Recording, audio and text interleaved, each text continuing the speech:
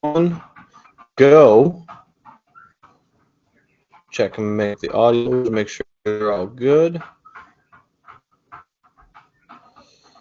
Checking over on the YouTube side.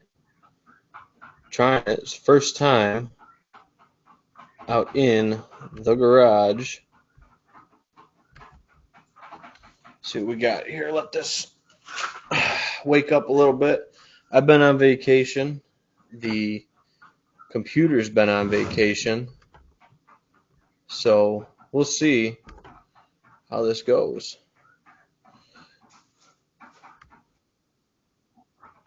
We are good on Facebook, and YouTube is taking extra long tonight. So hello everyone back here.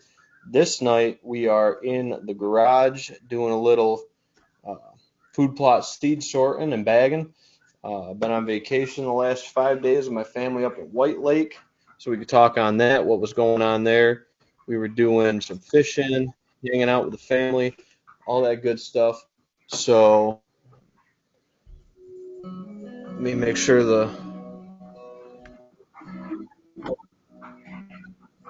this isn't too loud.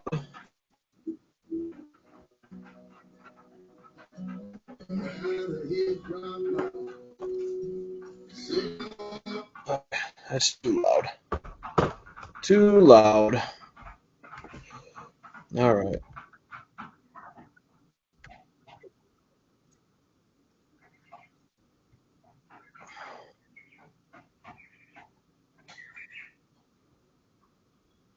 All right. We're gonna leave that off for tonight. We're gonna leave the music off and just talk food plot seeds. So I don't know how good the audio is gonna be out here. It's the first time doing one in the garage. I don't know how good the video quality is gonna be. So let me know, guys, how it is, and we'll get to it. But yeah, coming back from vacation with the family in White Lake, great time. Checked on all the animals. Had to fix the lawnmower. Father-in-law ran over a strap, so that was all wadded up underneath the deck.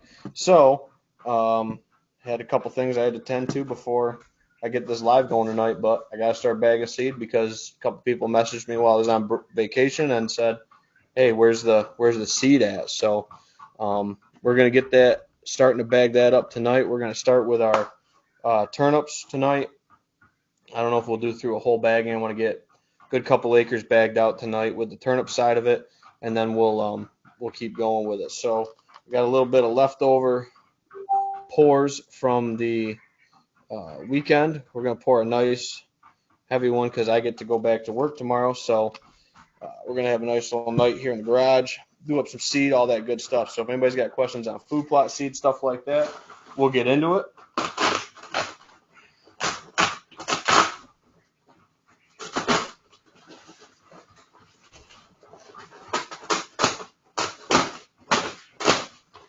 So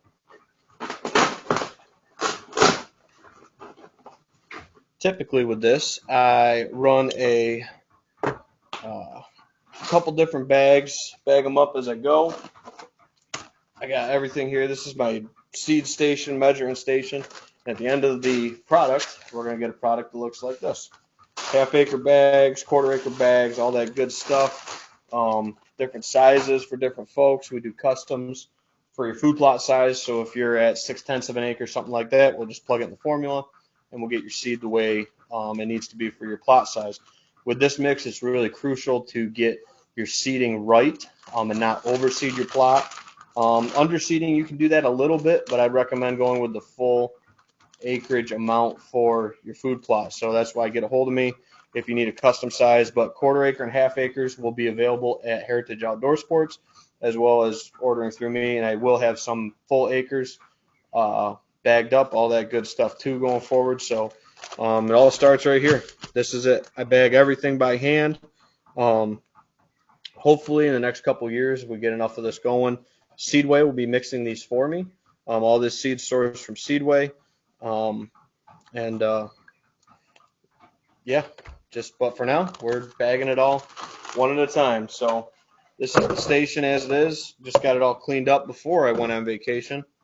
my measuring cups for the different seed varietals, and then this is my hold bag, or my hold container, say a coffee can, and that holds my bag so it doesn't tip over on me as I'm putting seed in it. So it's just like a recipe baking a cake when I'm mixing seed.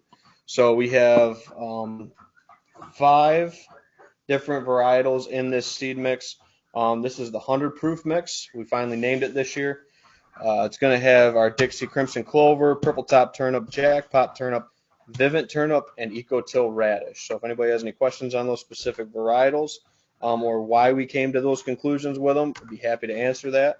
But we're just going to bag, answer questions, talk a little bit about vacation, have a nice pour tonight, and just go from there with it. So I'm going to put my scale right here so I can watch the comments as I'm weighing stuff. That way, if anybody's got any questions, I won't miss them. But we're going to get right to it. So, and I got fresh batteries in the scale, so we should be good. First things first, always tear out your scale with the cup that I'm using for this varietal. So I'm tear it out. So now we're measuring out half-acre bags tonight. So what we're going to do is bag them up. 6 ounces of Vivint Turnip goes into this mix for this specific acreage. So we're going to put it right in, and this is my overflow cup that I'll be doing in. So I'm a little rusty on this. By the end of the season, I get really, really good at mixing up this seed. So don't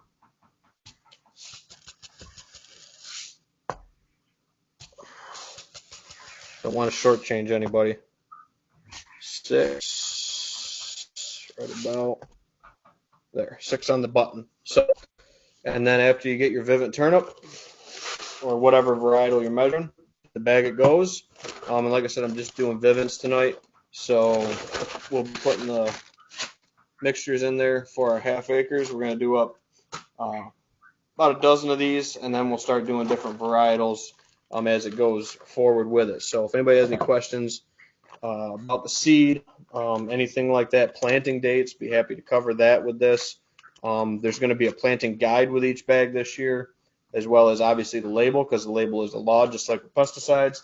Old Tin Cup brochure on the front, stapled on there as well, and just trying to keep costs down the best I can by being whatever you want to call it, one-man show with this right now. So if it gets to the point where I'm needing to obviously expand, like I said, if I hit the right threshold, Seedway will mix it. I need to get to about 50 acres of sales.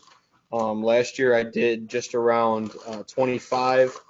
This year I'm set up to do about 35 with the amount of seed that I got with the varietals that I bought. So what we'll do is we'll keep measuring out, and in the meantime we can talk a little bit of vacation fishing. Was able to go up to White Lake with the family, like we were saying at the beginning of this show, and did a little smallmouth fishing, caught some rock bass. Had some of my little cousins, my Uncle Merle's kids. We were there catching perch and sunfish with them with the worms and bobbers, catching their first fish. So that was really cool. With the way that the weekend shook out, we hit some decent weather up there comparatively. Don't know what the weather was doing back home here.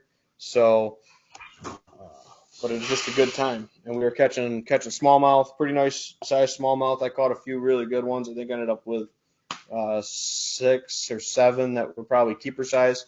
Best one maybe being about 3 pounds or so. So really nice fish, White Lake, and we were catching them on stickos, some perch, some Rapala perch jointeds, and Nate's go-to, which is a creature bait, kind of simulates a crawfish, and we were just slow floating them, and they were just sucking them up.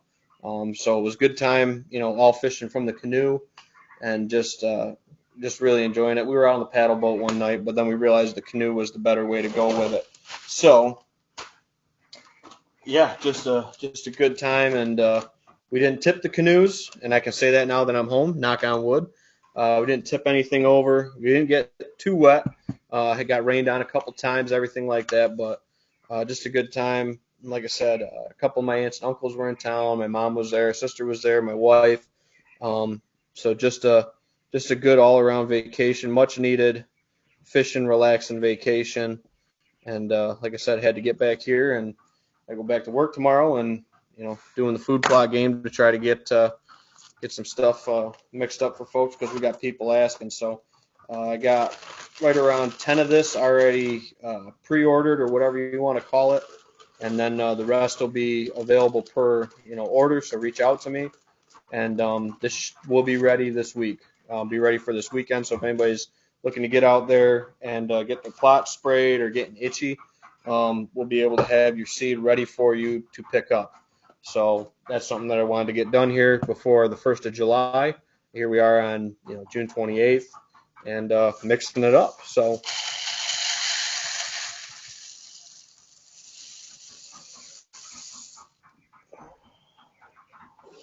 just a couple more ounces. So yeah. So what's everybody else doing? How's the food plots going for everybody? Is anybody putting in summer annuals or any of those in their mixes? That stuff. Buckwheat. I put this in behind buckwheat, and it's done really, really well for me with that summer crop and then terminating that. Other places that I typically use this is an annual crop of this mix, going back over the top of it. Maximum 2-3 years, absolute max. After that, you could end up with some fungal issues that we found out. Some of the varietals in this were pretty resistant to it, but other ones kind of got whacked pretty decent with the high moisture we had at that specific time. Ended up with a lot of white spot fungus. We talked about that in previous episodes. So, but other than that, just really relaxing and trying to hit the ground running with this and go from there. But what else has been going on? Turkey season's wrapped up. We were in the shed last episode. Last week we didn't do an episode. I was getting ready for vacation, getting everything planned at home, getting everything buttoned up to go away for the long 5 days that we were out of town, and just having a good time with it. So check on the comment line while I got a half a minute here. Looks like we're good. Nothing on the YouTube line, and Facebook still coming in pretty quiet too. So yeah, that's what we got, guys. Any questions? Like I said, comment in. Let me know where you're tuning in from, all that stuff, who's tuning in. And like I said, I'm just out here in the garage answering questions. Usually listen to music when I'm doing this, but tonight I didn't want to overload the speakers, so we're just pouring up some seed and doing this. And also, don't mind the turkeys. The baby turkeys are in here for another week or so, and then they'll be moving out into the enclosure with their own enclosure in the 30 by 20 or 30 by 20 run that we have out there for our birds, and they'll be going into the 10 by 10 that have the young red rocker hens that will be going in with the rest of the turkeys and the other hen chickens, and start to get them into the point where they'll be laying here in another month or so. Well, maybe 2 months, probably 2 months, getting closer to 2 with them. But other than that, just plugging away. So,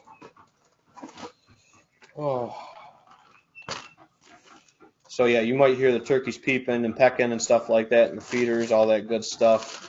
So sorry about the background noise, but like I said, I wanted to make sure I didn't skip an episode tonight. I missed the first episode I've ever missed last week, and it's been kind of bothering me.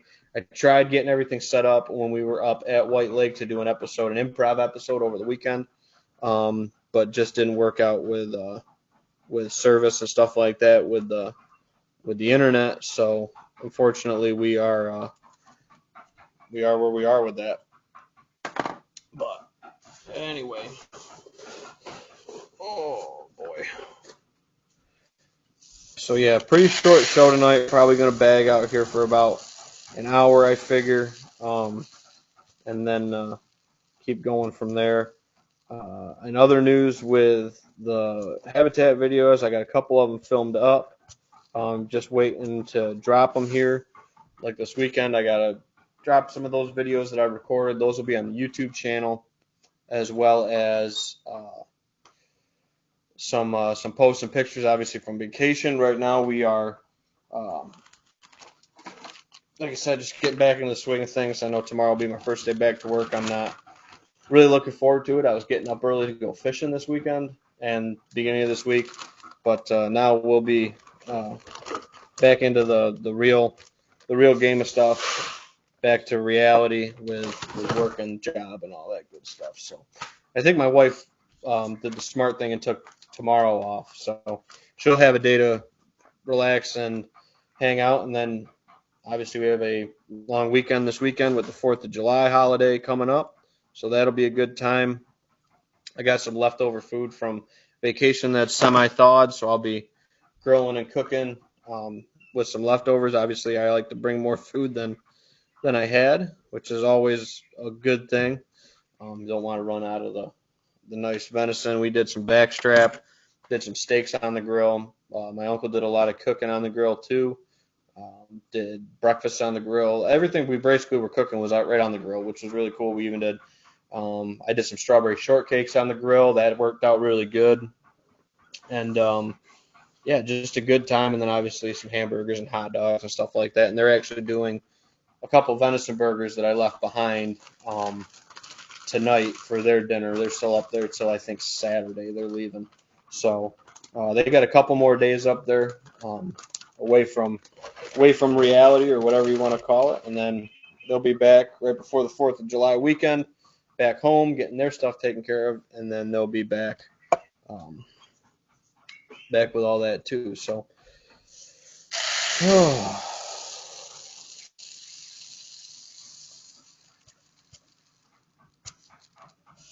alrighty. So I got 6 of them done now. I get a half a dozen of them ready to go, and then they'll get staged. So after I measure out a varietal in this, it keeps stuff a lot straighter. I'll move my main seed bag off once I'm done with that batch or whatever you want to call it for that varietal. I bring the different varietal in. I'll put all the bags back here where I don't have the laptop and stuff like that, and that's why I only wanted to do one variety tonight.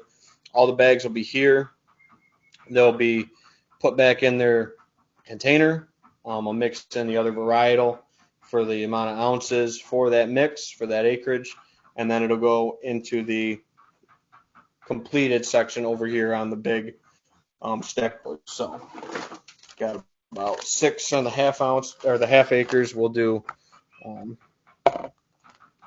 a dozen of these tonight, and then I'll do some quarters too. I don't know. So like I said, first thing I always do is make sure I got my acreages mixed up on them, written out on them. That way I'm not confusing stuff, and that way it helps me keep stuff straight. And usually when I'm doing a batch, I'll have a checklist going. That way I know when I hit a specific variety, be able to check it off for that batch. That usually hangs right here on a little cork board. Be able to check that off as I go and keep going with it. So anyway, hey Deb, how you doing tonight? I'm just out here working before I got to go back to work tomorrow after vacation. So thank you for tuning in, Deb. And I'm mixing up some food plot seed for folks tonight, and figured it'd be a good time to do a live. Getting back from vacation and ready to get back after everything and keep the flow going with everything, really. So, alrighty.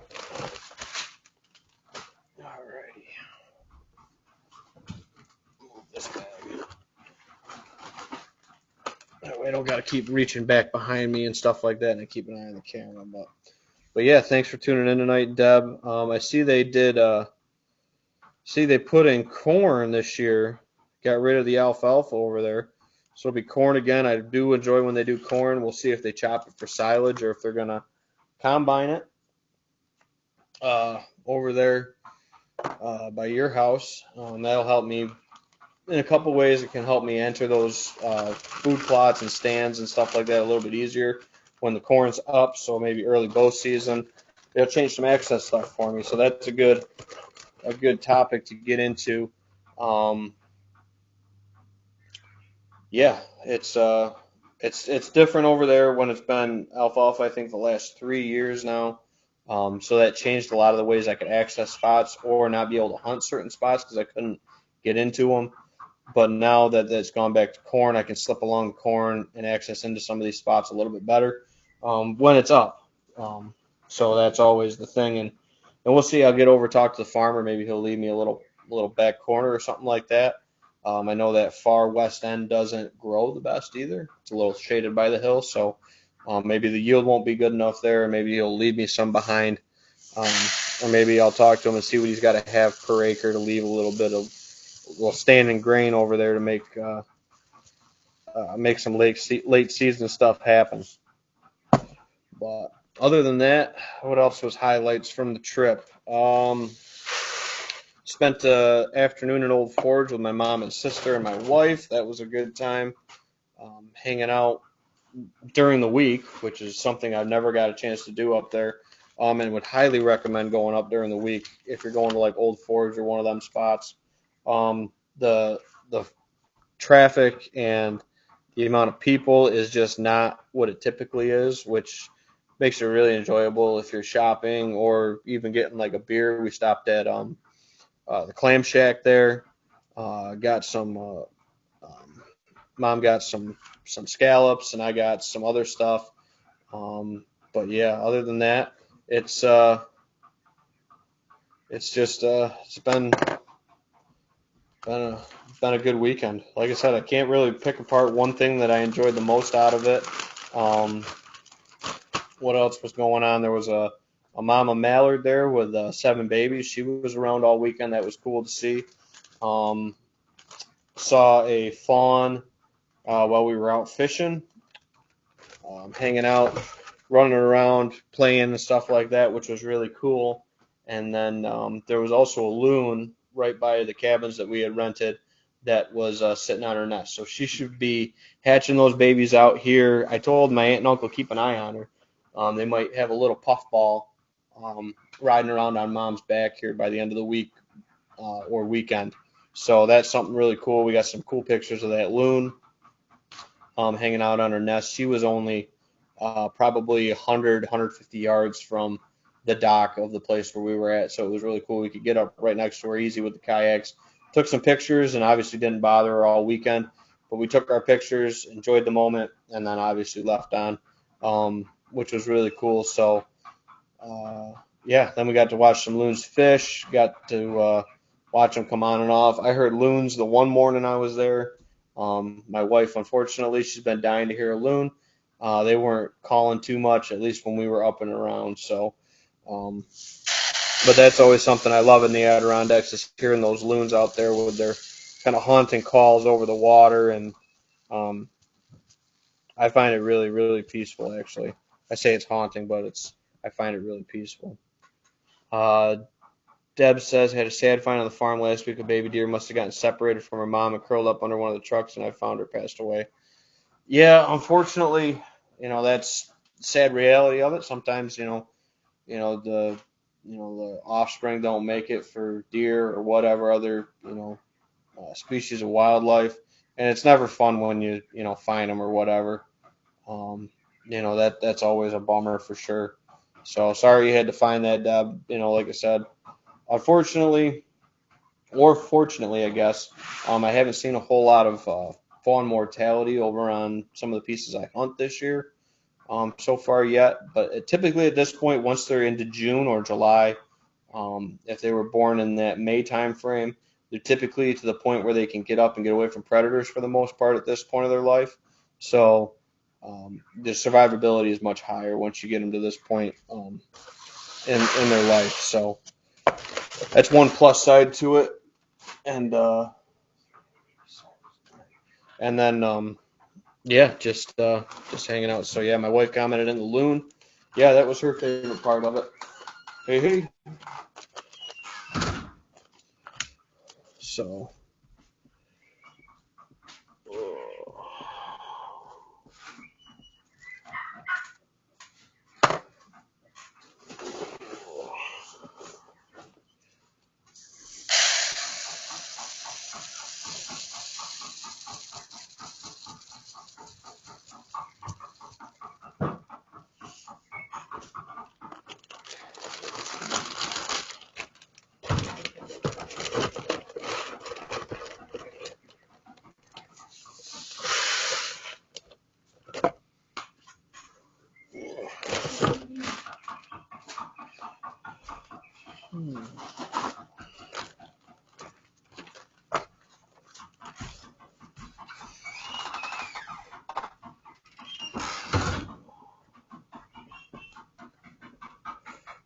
Yep. Yeah, the loon was definitely the highlight for I think my wife. Other than that, yeah, like I said, cards, board games when we were getting the rain and thunderstorms, like you always get when you're in the Adirondacks. That's something that's always pretty good. Yeah, my wife's commenting in with all the stuff. Like I said, it was a long weekend, a lot of stuff going on. She also said the beavers. We did find an old beaver lodge and what was left of the beaver dam, so that was kind of cool too. In one of the creeks that flowed into White Lake, or sorry, flowed out of White Lake. We found an old beaver lodge and a beaver dam up in there in that creek too, so that was kind of cool. I should just had my wife on the show to talk about the vacation weekend. That would have been pretty good. That would have been a good thing. Maybe we'll get her on one of these nights, and she won't be so shy to join on the video. She'll just have to come on instead of being behind the scenes. 3, 6, 9, 11. So yeah, so I'll do another batch here. This is the last one for the half acres, and then I'll do a couple quarters. Like I said, just getting these mixed up, and like I said, we got a lot of seed to mix up this year. Be mixing probably at least 100 to 150 bags, depending on some of the sizes. I want to get a generic dozen of halves and quarters out. That way I can get some over to Heritage, and those folks over there can start being able to purchase it on the shelves, because I know a lot of folks have been in there, been shooting summer leagues, missed the summer leagues this past week because I was on vacation, but I'll be back out there. Maybe me and Nate will go out one of the days this week or this weekend coming up, and we'll see if we can shoot a score. But that's something that Heritage has going on right now. They got 3D targets out, and even if you're not shooting the summer league, you can still go out there, shoot your bow. Actually, my bow's hanging right over here in the garage still, and start getting ready for season. I know some folks I've been seeing online have got some new bows this year, which is really cool to see. There's a lot of great options out there. That's the Hoyt. Oh, I don't even know what the heck it is. Can't remember. But that's the bow I shot Hornet with this past year. That bow is, I think, going on 4 years old now. So I was just talking to Nate actually this afternoon on the way home. He called me and was giving me an update on what I missed this week, and he was saying, that he got a new string, and I was debating whether I want to get a new string on that. I think I'm going to go one more year before I get a new string on that one. So, we'll see. It's in good shape. I keep it up. I wax it, and everything like that, and don't go carrying it and going crazy through too many briars and stuff like that, beating it up. So, yeah. So ounces change for the quarter acre, obviously. So the quarter acre is half of the half acre. So not as much seed goes into these ones, obviously. Less seed for less acreage. Deb says, heading to the barn. Have a good night, Ben and Hannah. Thanks for tuning in, Deb. Appreciate it like always. We always catch Deb before chores, usually in the evenings on Wednesdays. She's always tuning in to join in the conversation, and always appreciate the support, Deb. Thank you. But yeah, we did the birds and stuff. Checked on all of them, got the baby birds sorted back out. Um, Father-in-law said that they were kind of escape artists this weekend. They're just getting too big. I got a 300-gallon water tote in here with a chicken wire grate over the top, and they're getting to the size where they can push themselves up out of it now. So I got a split maul on there. I got a couple dumbbells on there, my backpack blower on there.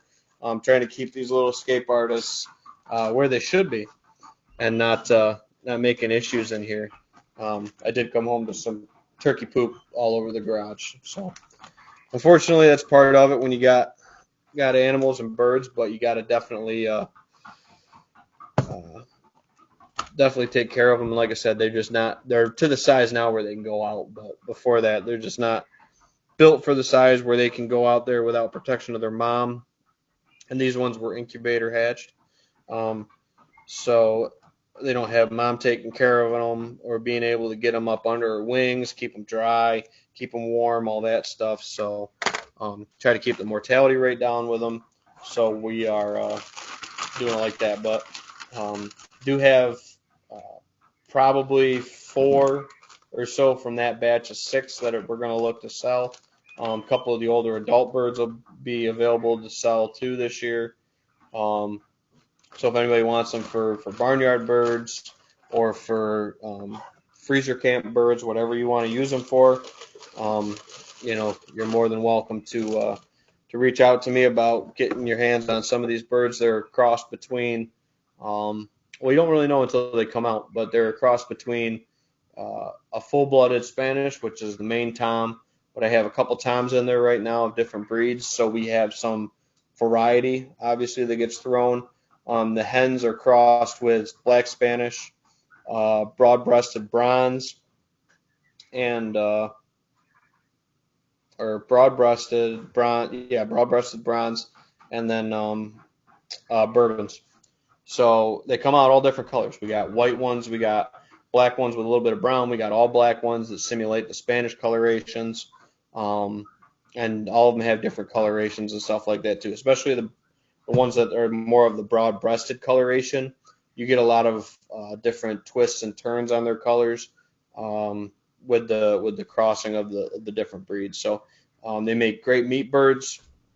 We were able to put a couple of the toms in the freezer this year, or a couple of the jakes in the freezer this year, and they did really well. Actually, we'll be doing some pulled turkey legs tomorrow with some of the meat that we have left over from vacation camping. So we'll be able to put some turkey legs in the crock pot, do that up, pulled turkey recipe, and I've really enjoyed doing that. And that way the legs don't go to waste on your wild birds or your birds you're raising for meat.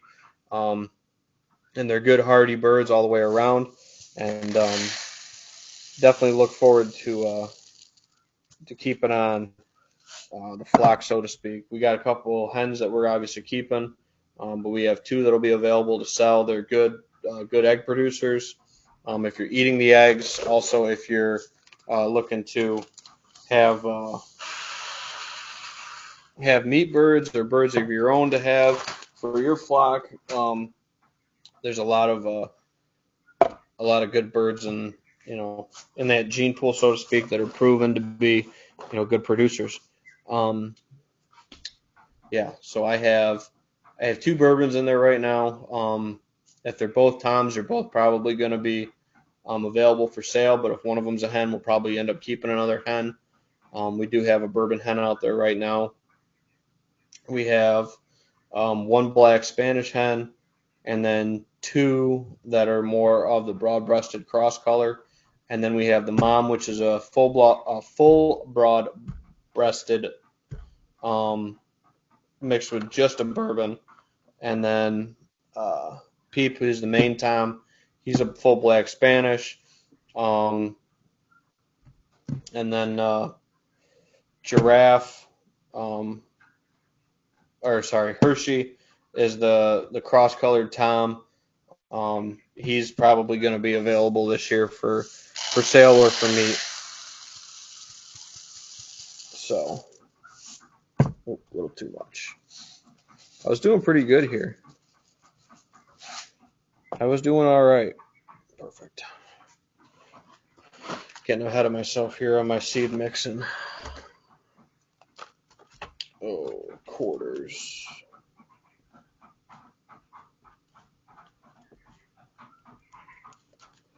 So yeah, that's what we got. Oh, and the other thing is I got these cool racks to display the seed on. So if you're going to be going to Heritage Outdoor Sports, make sure you check out the cool sales racks that'll be available for the seed. Actually, I'll go get it really quick. Make sure I don't spill any of this. Take a sip. Actually, I haven't had any of my bourbon yet.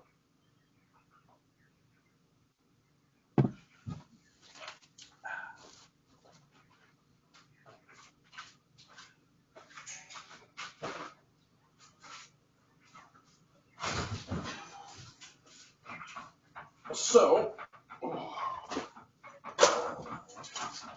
this is going to be our seed stand that was actually getting thrown out at the college from the old cafeteria.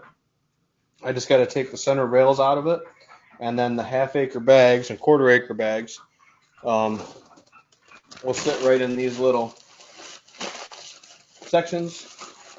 Pop. Obviously, that center rail will be out of it, and then be able to have the half-acre tags here, quarter-acre tags, or whatever, etc., and then overflow stock on the bottom. But yeah, and all that'll be available. Be able to put signage on this, all that good stuff. I don't know if I'm going to put like deer antlers on it, or maybe a rack or a skull, something up on the top for the display. But really sturdy, really high quality. They used to have drinks on this available for buy, so I figured it'd be a pretty good commercial stand for selling the seed with. So yeah, that's what I got. I was going to build one out of pallet wood maybe next year.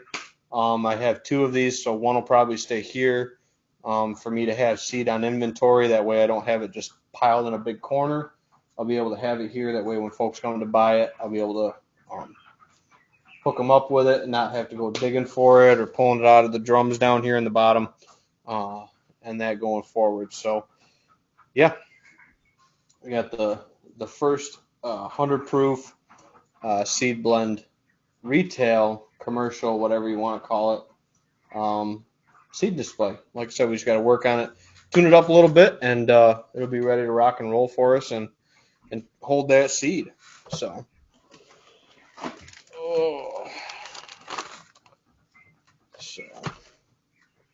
can't believe I haven't had any questions come in on the food plot seed stuff with regard to the mix or anything like that.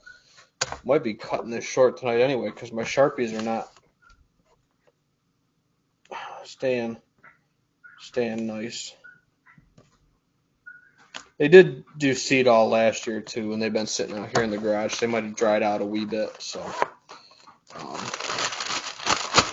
So yes, we got habitat and hunting tip videos coming up that I have filmed up, ready to go, and then we have our Fresh Crack Friday videos. Me and Keith have filmed up a bunch of those, and I think I want to get a few more of them ready in the pipeline. We got a few of those, so stay tuned for the new episode this Friday on the Fresh Crack for our, whiskey and bourbons that we talk about. I'm not sure which bottles are on this weekend or this week's, but all previous episodes or the hunting tips, anything like that, you can find the channel. It's all on the Old Tin Cup channel for the videos, whether it's the Fresh Cracks or the live videos or the hunting and habitat tip videos.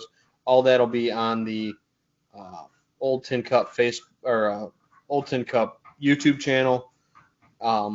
And then we'll put links on the 100 Proof Whitetails, the Old Tin Cup page, and my personal page for those videos. So anybody that's tuning in on any of those platforms can find the videos that they're looking for. And if you're looking to search, you can search right on the YouTube channel. Once you're in there, search the videos. I do have them divided into pretty decent playlists for different things, whether it's food plots or the fresh crack videos or the live videos. They're all in different playlists. So if you're looking for something in a specific playlist or a specific tip, or if you're just looking for general tips, there's a whole bunch of stuff available on those outlets and the YouTube channel. So, and always I'm looking for topics that folks want or have questions on, and that way I'm putting out the content that folks want to see, and I'm not just doing the same topic over and over and over again for folks. Even though it seems to be that different folks find them at different times. Some people find them years later. I get comments on videos I posted years ago, and it's very interesting to me that folks are still finding videos 3-4 years after I've posted them and are asking questions on them. And that's what I want to do, is I want to be able to help folks with this. That's why I started doing the consulting in the first place, and started doing the seed. Is I got tired of buying stuff from a big box store and not being able to find what I wanted or find what I need, and just mixing up the mixes to find the mixes that work the best, actually having the proper amount of seed in them for the acreage that you're planting, and then that way, you're not using a bunch of, let's just say filler seed or cheaper seed. And that's the other thing with this mix too that I want to talk about, is there's no products like Dwarf Essex Rape. They do have a place in some mixes. I don't find a need for them in my mix. There's a lot of other better varieties that I can find in the turnip families and stuff like that for varietals. The Vivint and the Jackpot are turnips that I believe are Seedway kind of specific ones, and then the generic Purple Top and Eco-Till Radish. Those are very well known and great staples to have in the blend. The radish provides the tuber and the ground breaking, and then the other thing that this brassica blend has, the 100 proof blend has, is the Dixie Crimson Clover, which is huge, and there'll be some pictures posted up and videos talking about the Dixie Crimson and how that did holding over these plots after the turnips were gone, or if you're eliminating your turnips in the spring, let's say with a mowing, you could have a really strong crop of Dixie Crimson Clover in that plot. And then once you terminate, mow, kill, whatever way you eliminate that Crimson Clover, all that nitrogen that is super fixated on a product like Dixie Crimson is going to be released, and you're putting nitrogen back into the soil. And that's a misconception a lot of people have, is they say, I'm going to put clover in because it's going to be putting nitrogen in the soil. That's true to a point, but the way that nitrogen is released is you have to terminate that plant, whether you're disking it in or killing that plant to release that off the nodules of the roots and back into the soil. You're really just binding it up and kind of stockpiling it with your clover blend. So you have to have that clover or that legume die for that nitrogen to release. And that's why it's key for that.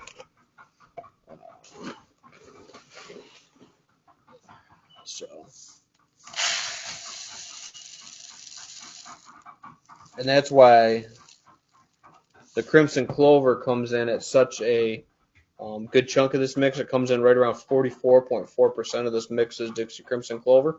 And that's because I want that good holdover. I want a cover crop seed in with that. You're not going to get a whole lot of clover seed during that season. This is more for soil health, a little bit of diversity. You are going to have some clover that pops up, but if you're doing an August planting like this blend is designed for, you're really not going to be getting a whole lot of first year growth on that. You will get some, but nothing like that beautiful pop of crimson in that springtime with that Dixie Crimson Clover. So, I got a spot here for one more bag. So,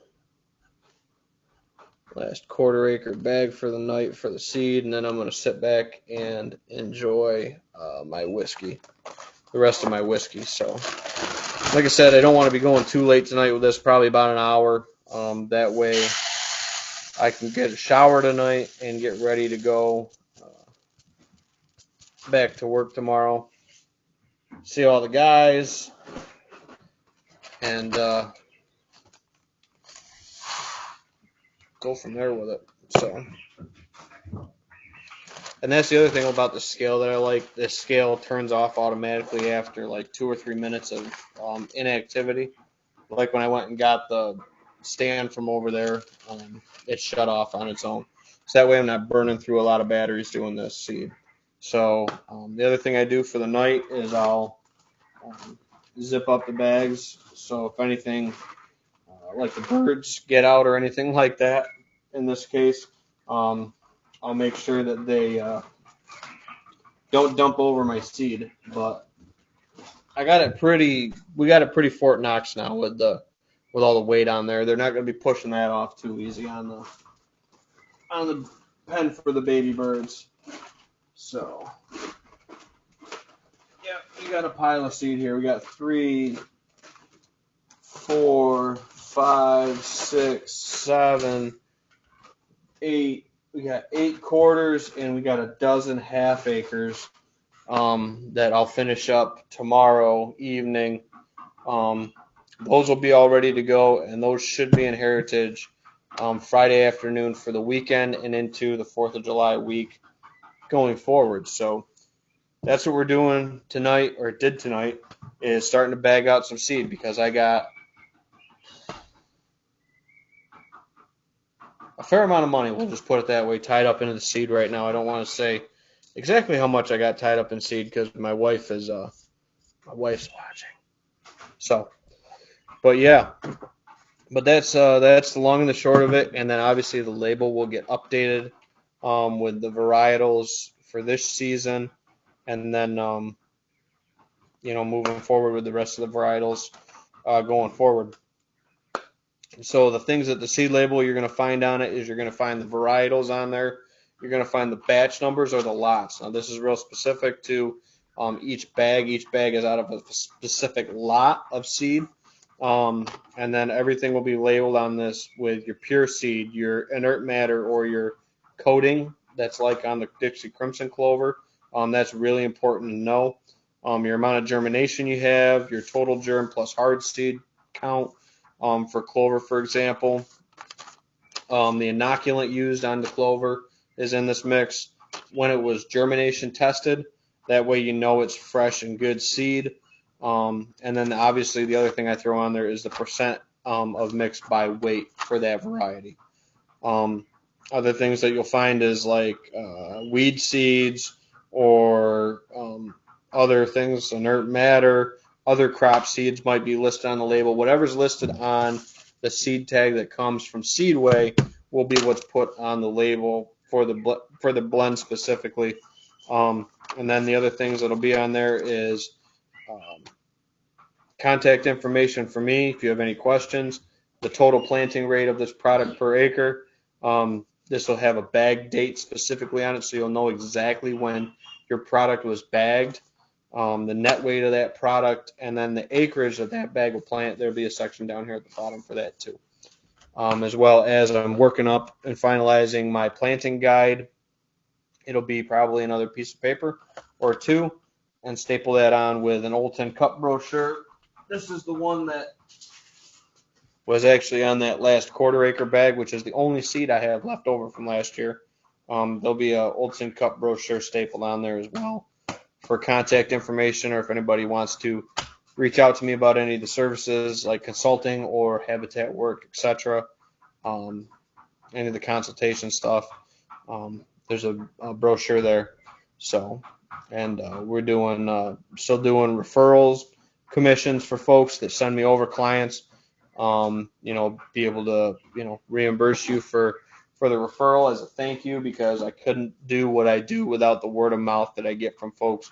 So I really want to thank you guys and show my appreciation with my referral fees that I give to folks for sending over a client my way.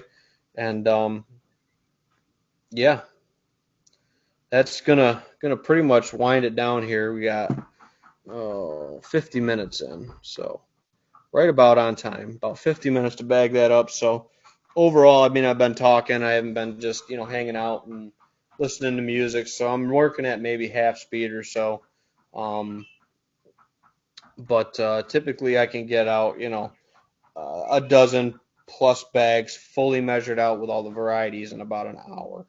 So it's some time out here for sure, but it's something that's got to get done, something that I got to put my time into to get the product there and to know that each bag I've put my hands on, I've measured the seed for you folks, and I've brought the best product that I can bring to the table for you guys to use in your food, in your fields, and for your food plots for your wildlife. Um, and I wouldn't have it any other way with that. So uh, thank you all for the support. Thank you everybody that is thinking about buying seed or is ready to buy seed this year. Has hired me to come out and consult, anything like that. Watch the videos, commented on the videos, even if you haven't hired me, and found some value in the content that I'm putting out there. Thank you guys so much. I really appreciate it, and I can't do it without you folks. Um, with all the support you have, and even the kind words and the hey, you help me out or help me do this or help me do that. All that means more than you guys could ever know. So thank you all so much. Ben Williams here from Old Tin Cup and 100 Proof Whitetails podcast. I'm going to sit back, enjoy the rest of my bourbon, go inside, take a nice shower, curl up in bed with my wife, and get ready to get back to the rat race tomorrow. So thank you all for tuning in, and I'll catch you all next time in the field, at the bar, in the shed, in the garage, wherever we're doing these shows or videos from. Catch you all next time. See you.